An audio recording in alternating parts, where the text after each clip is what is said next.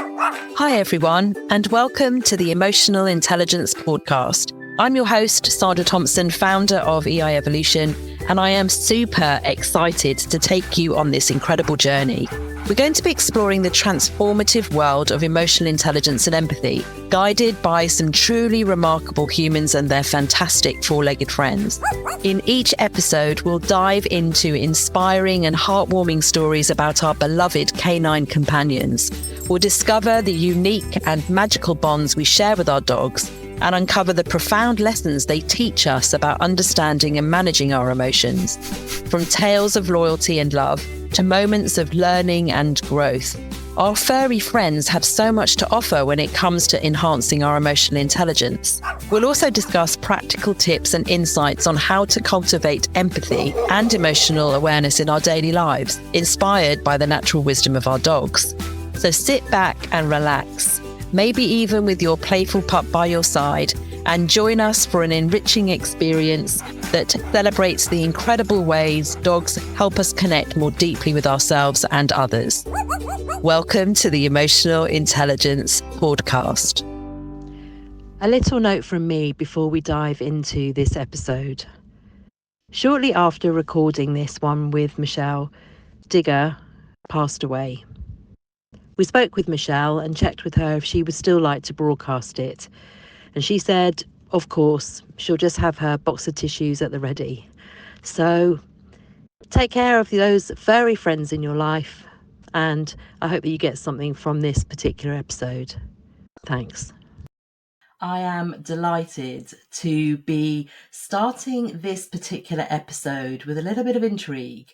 My next guest has not got one, two, but three dogs, and I'm really hoping we can explore their focus, their mission, their purpose, along with perhaps the heritage of this particular breed. Michelle, let me welcome you to the Emotional Intelligence Pawdcast. How are you? I'm really well, thank you, and thanks very much for having me on. Yeah, glutton for punishment with the three. With the three, well, do you know, I think I might have known you had a dog, but when I saw a picture of your dogs on LinkedIn, I think it was a shot of them where you'd taken them to the polling station for Yes, voting. I'm hoping that they voted the way that most people did. I was just like, oh my God, Michelle, I've got to speak to you. What on earth is going on? So before we go into your dogs, let's hear a bit about you and what you do and why have you got these dogs, perhaps? Let's start with who you are. Yeah, so I'm a managing partner at Douglas Jackson, and Douglas Jackson are a recruitment and executive search firm, and we work across the customer and operational space, customer experience. Hence, we know each other, Sandra. We help C-suite and HR directors hire more impactful leaders that stay for longer and more successful around customer operations and transformation. So that's me. And I'm a sort of founding member of the business, so it's 17 years old. And then outside of that, I always wanted dogs when I was a youngster. I used to beg my parents for a dog, and I was never allowed. I was allowed a rabbit. And I don't know if you remember, we're probably a similar age, I don't know, but do you remember back when we were kids, there were lots of stray dogs? And so I used to have a paper round. I used to pick up stray dogs and bring them home. My mum would whisk them off down to the pound or whatever. I used to bring floods of tears, lots of trauma. And then, of course, as you know, when you're building up your career, you do loads of travel.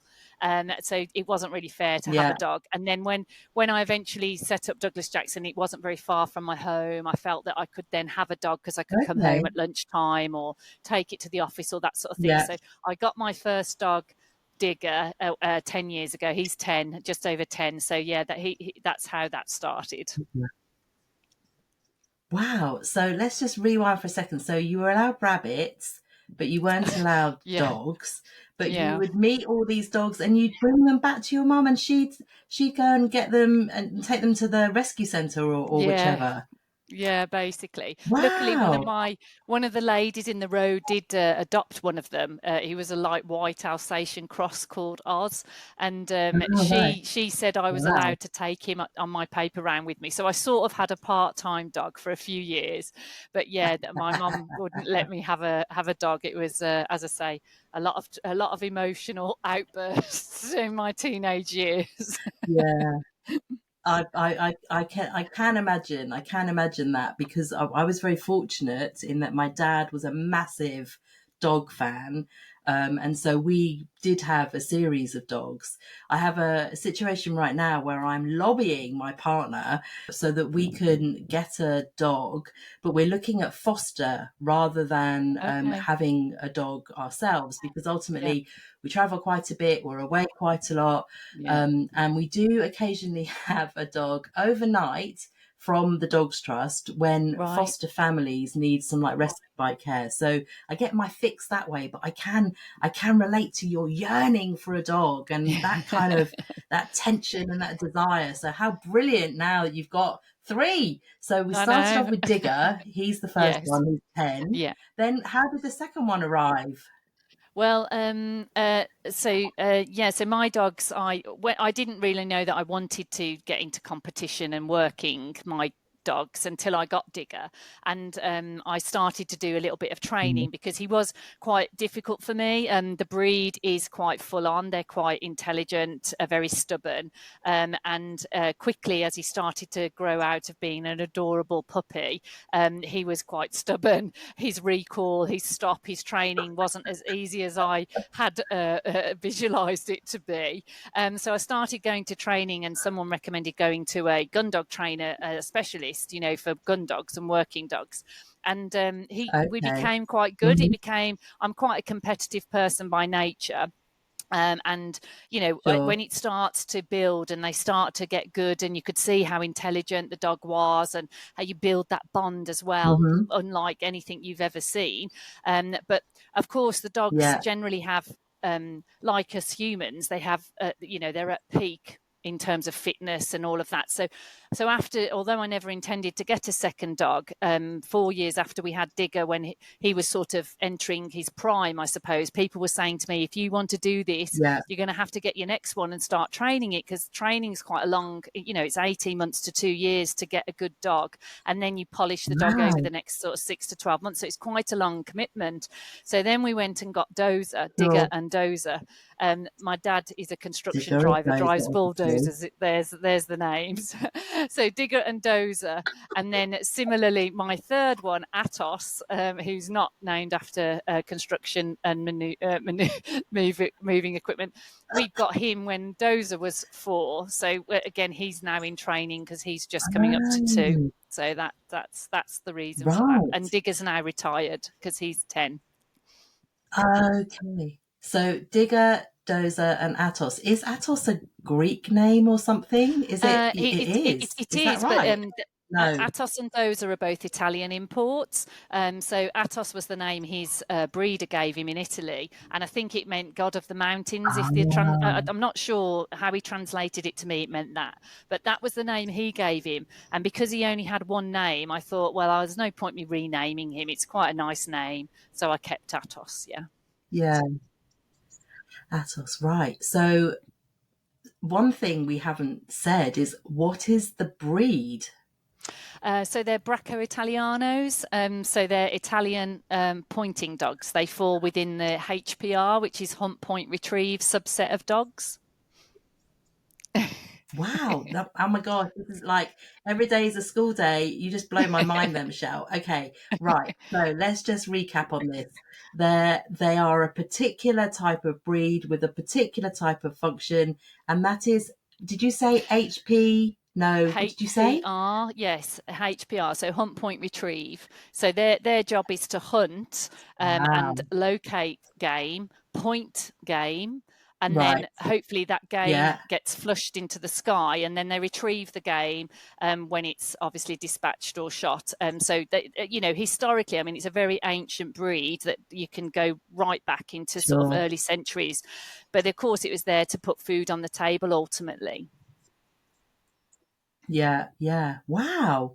Oh my gosh. So this is the first interview I've done with someone who has 3 dogs that have been specifically trained for working, and you've got a system going on where, one's now in retirement, other one's in peak, the other one's in like training. So you've got a kind of, it's like an academy, Michelle, academy going on in your house. Yeah, well, I suppose I've not thought of it like that, but it's a good word. Yeah, fantastic. So this breed has been around for donkey's years, Yeah. and so is this a hobby of yours, or rather, it sounds more serious than that. It sounds like it's more than a hobby. This is a professional thing that you have crafted over time. That's probably more accurate. Is that right? Well, I mean, it's not a paid profession. I mean, it is a hobby, firstly, but I mean, Digger, considering he was my first dog, there are these in the summer months, Mm, which is outside of the shooting season. They have working test mm, competitions, and they're basically it's 4 tests. There's a hunting test, which is to decide how the dog covers the ground, how it uses the wind, and how it works with you. And then there's 2 land retrieving tests. They use like a £1 canvas dummy and set up various obstacles or distractions. And then there's a water retrieving test, and you score 100 points. Well, in the years between Digger getting 3 or 4 to about 8, mm, we mm. won out of novice, and we won 8 open working tests overall, and over those years, and we were probably one of, I would say, in the top 10% or one of the top competing dogs in working tests. And we've not had the same success since with Dozer, although we've got a lot of excuses that I can talk to you about with him. And Atos is just coming to that age where he can start competition. But yeah, I mean, it is a hobby, but I do spend a lot of my spare time training the dogs, going to events, Yeah. sort of competing in that regard. I've got so many questions. So, right, hold on a minute now. Something about the wind. What did you say about the wind? A wind Because test? No. Yeah, so yeah. So because they are hunting dogs, they're air scenting dogs. So the HPR group of Yeah. dogs, you might have seen Vizslas or German Shorthair Pointers. Those are very Yeah. Weimaraners. Yeah. They're all hunt point retrievers as well. They're all in Yes. the same subset, and they're quite long-legged dogs with a Right. high head carriage, and that's because they scent the air to find the game so that they can locate it and point it. So they're Right. supposed to quarter the wind, so they were supposed to work into the wind so that they can take the wind and sort of scent the Ah. game. So it's all about how they move and work with the wind that allows them to do the job that they were designed to do.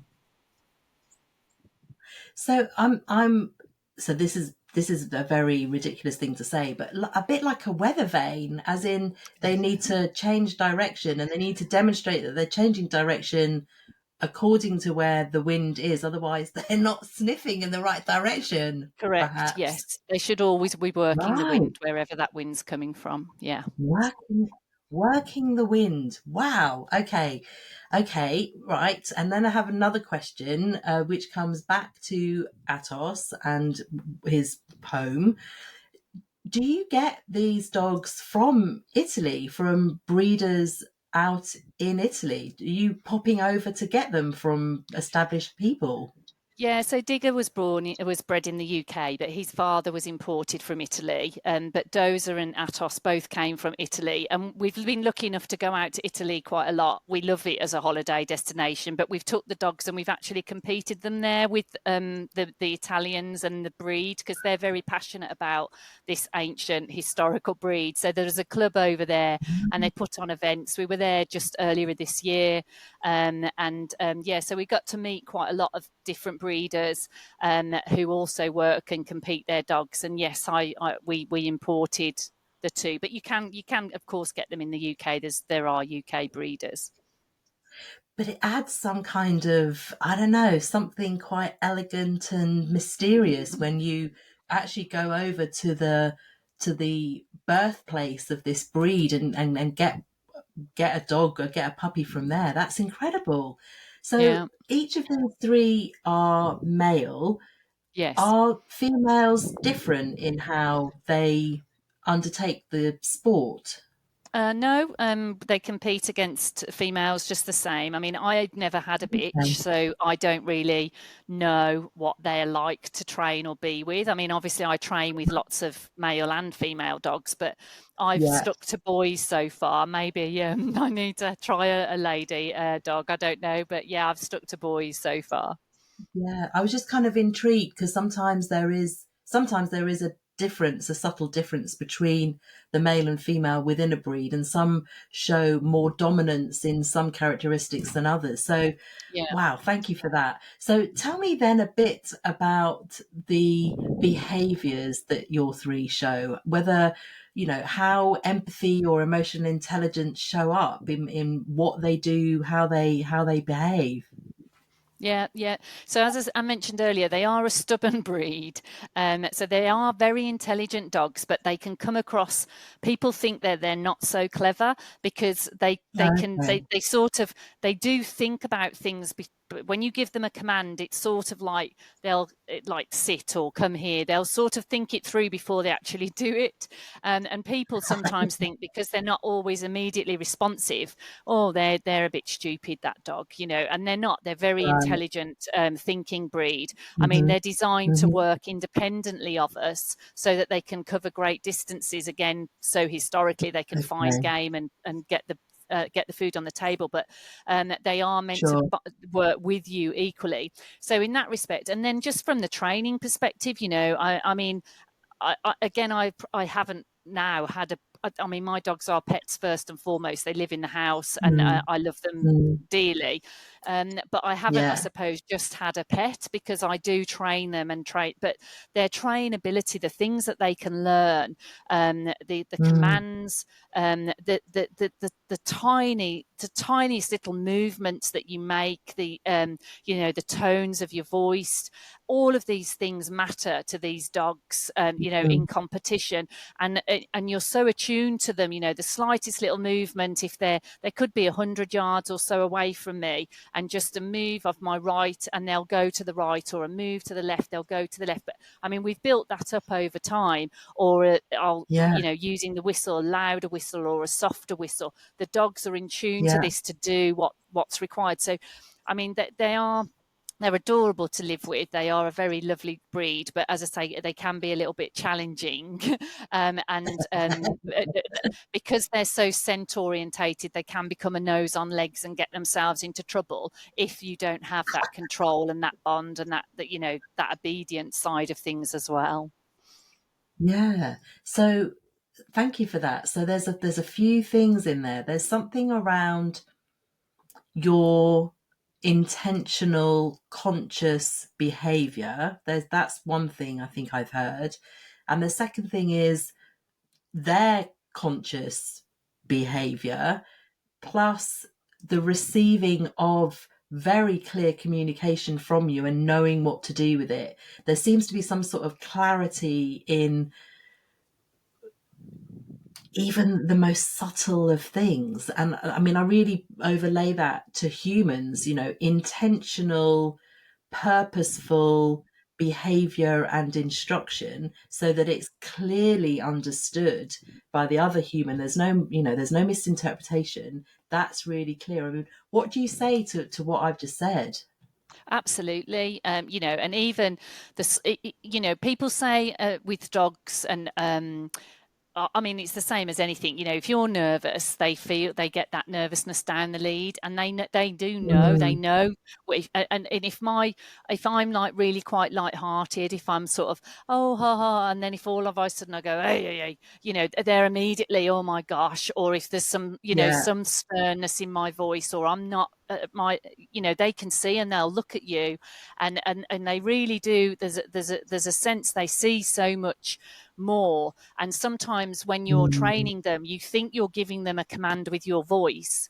But when you take yeah, that voice away, they actually are taking the cue from you do something. It might be tiny. So I might go, sit sit, and I might raise my eyebrows or smile. And actually, when you Yeah. remove the sit or you remove the smile or the whole command changes, because they're watching Yeah. us all of the time, and the slightest little movement of our face or a flick of your hand, they can take cues from that rather than the actual command or the. And you have to be. I have a professional trainer, because as an individual, you don't see all of these things, but you need someone to watch Right. you and go, why did you just do that? You just made the dog do that. And you're Yeah. just like, I never did that. And but the dog sees everything, because they're watching you all of the time. I mean, I'm sure even when they're asleep, they've got one eye on you. You only got to sit up or move, and you can see they're looking at you out of their eye. They're just literally seeing and watching everything. Yeah. That's really, I understand what you're saying. I have seen that in action in the dogs that I've shared a house with. But there's something also quite interesting in that, because there was a study years and years ago, where students were invited to watch a video of a professor who was giving a lecture, and it was on silent. So they watched a film Right. and they made a judgment of him on how he held himself and how Yeah. he addressed the group of students without any sound at all. So there's something in our our less conscious mind is on autopilot. We're making micro expressions, we're standing in a particular way, our voice might fluctuate, but the dog is picking up on all of that. And actually Yeah. humans are picking up on all of that. They get a sense, Yeah. but they're not quite sure what it's about. That's the Yeah. subconscious mind, whereas the dog is responding to it, and you can, through an observer or your own self-awareness, you're picking up why that is. So I suppose it's bringing more things to light. Yeah. Yeah. And What even do you how think they about that? interact. Well, yeah, absolutely. And even how they interact with each other, that there's so much non-verbal Ah, communication that happens between them. yeah, And you watch them, and just the slightest little thing, they're so aware. It is fascinating. I mean, I'm not, there's a lot better educated and sort of individuals than me that have studied dogs and read and wrote about things, but there's just so much intelligence there, just different to yeah. what we understand, really. I get that. And that's a good point as well. How do they get on? Is there someone that's in charge and someone who's more the people pleaser? What's the dynamic between them? Yeah, so I try and be in charge so the dogs don't have to. So we don't have any issues with any of those. But I think there's respect for Great the stuff. older dog. They do seem to. I think he was maybe top dog. He's getting on a bit now, but I think he still does. They do still respect him quite a lot. My middle Okay. one, he's a little bit more. How would I describe Dozer? He's a little bit more emotional and affectionate, and it's a second child as well. He's a little less independent, little more Okay. naughty, I would say. And then the third one, he's just loving life at the moment. He thinks, he lives his best life. He plays the second one up. The older might get a little bit grumpy with him if he doesn't leave him alone. But yeah, I mean, he's just so full on and full of joy. So yeah, but they get on really Right. well, the three of them. That's great. That's really great. And of course you would be the pack leader, as it were. I just wondered how, if one of them wants to sit over there and the other's sitting there already, do they budge out of the way? But that's the respect bit I think you're Well, talking about, where that's a they're funny aware thing. of one You another. if you take that example, so for instance, my older dog's the only one really that does this, although the second one has started to do it. If everyone's on the settee, there isn't room for adults and all of the dogs. We on our one settee, and to be fair, they shouldn't be allowed on the settee, but they are. We said they wouldn't be on the settee, but they are. Um, but my oldest dog, what he does, if everybody's got a space, he'll go and get something that he knows everybody wants, and he's not allowed to have like a slipper or a toy or something. And he'll come in parading it about, making some noises, and all the dogs jump up and jump off the settee, and he just drops it and jumps on the settee and takes his spot. Oh, that is so strategic. Mm. Good on that. Good luck on that strategy. That is brilliant. It must be like walking around thinking, well, when he sits down, he's probably thinking, yeah, that told you. Ha! Yeah. I've got the whole plate. And he probably just sprawled out and say, there's no room here now. I'm here. But the others, you'd think the others would go, I'm not going to jump off. I'm not going to jump off because I know he's going to get my spot, but they don't. Every time it's that short-term memory, isn't it? Toy. Rather than, I think I've been here before. I think I'm going to wait. Yeah.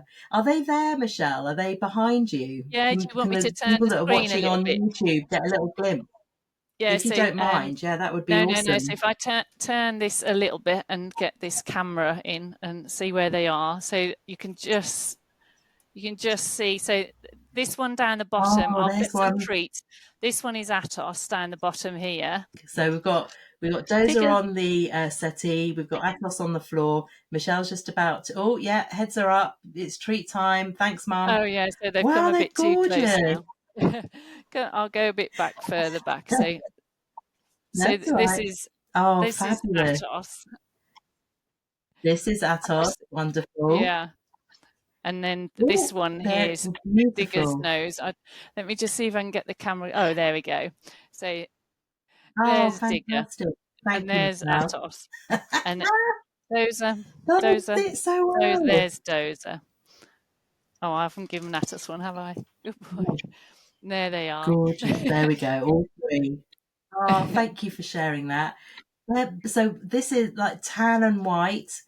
With they look like docked tails. They are quite tall, aren't they? Yeah, they are. Gorgeous. Lovely ears. Those ears remind me a bit of basset hounds, you know? Yeah, so we do get asked a lot about the hound, and I think that's where the stubbornness comes in. Ultimately, I think they put a Hubert hound. They used a Hubert hound in the breed very early on in the development of the breed. So it's why they have got a little bit of a hound-like appearance. But yeah. And the colour, because in dogs the colours are very specific. So these are called chestnut and white. They're not brown or liver. They're chestnut, and they also come in an orange colour, an orange and white colour. Oops, that was a bit of an abrupt ending, wasn't it? Very sorry about that. We seem to have had some technical issues, and unfortunately we couldn't hear Michelle towards the end of this recording. But don't worry, we're going to have her back at some point to continue the conversation and to understand more about what she thinks about our canine companions, about society, and how we could benefit far more from having our furry friends in it. Ta-ra for now. So that's a wrap. Thank you so much for tuning in. If we've not connected already, you can find me on LinkedIn. I'm on there most days. You'll find me under CXEI Sandra. And also, if you want to find out a bit more about my work, then you can pop along to my website, www.eievolution.com. One final thing, and in the spirit of customer experience and feedback, I wonder if you might consider leaving a review on Spotify. I'll leave that one with you. So until the next time, be well and be pawsome. Ta-ra!